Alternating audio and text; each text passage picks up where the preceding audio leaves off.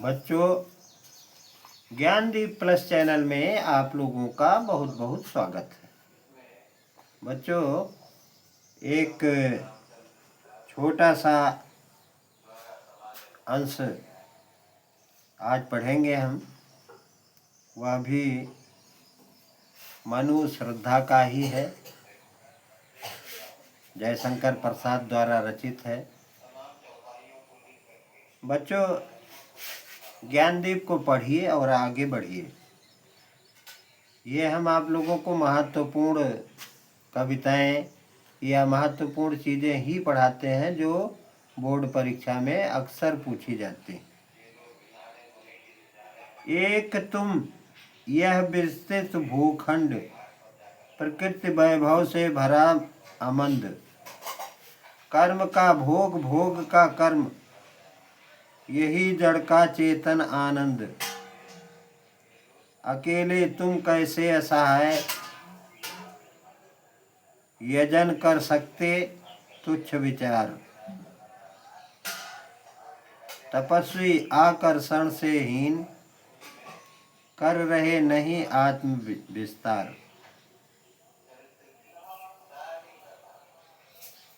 अब इसमें 2 लाइनें अंडरलाइन की गई हैं।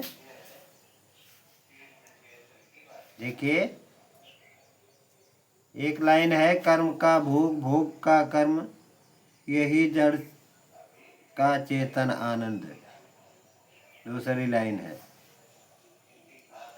संसार में जड़ चेतन किससे परिपूर्ण है। संसार में जड़ चेतन आनंद से परिपूर्ण है, क्योंकि वह बिना फल की इच्छा किए निरंतर कर्म में लगे रहते हैं।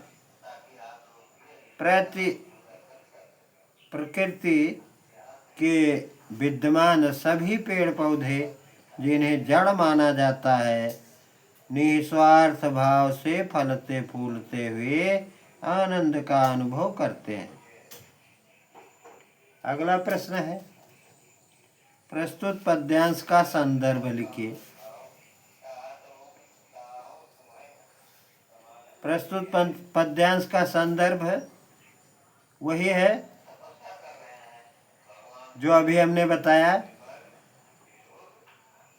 कि संसार के जड़ चेतन आनंद से परिपूर्ण है, क्योंकि उन्हें बिना फल की इच्छा किए निरंतर कर्म में लगे रहना है।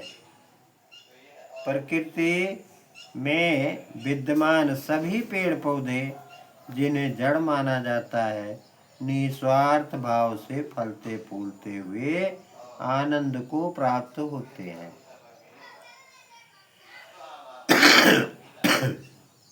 इस तरह से इसका भावार्थ संदर्भ हो गया।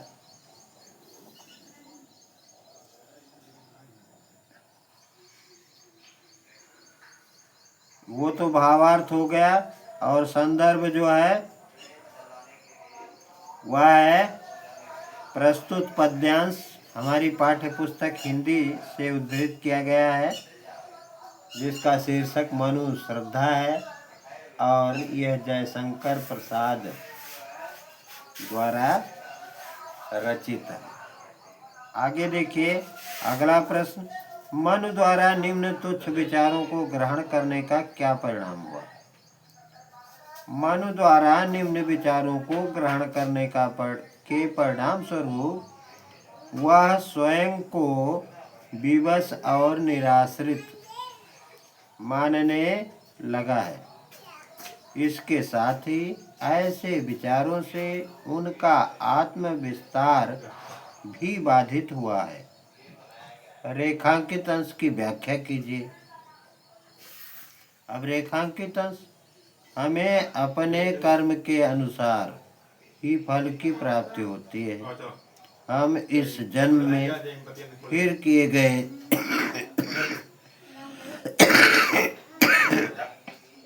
अच्छे या बुरे कर्मों के आधार पर ही अगले जन्म में सुख या दुख का भोग करते हैं।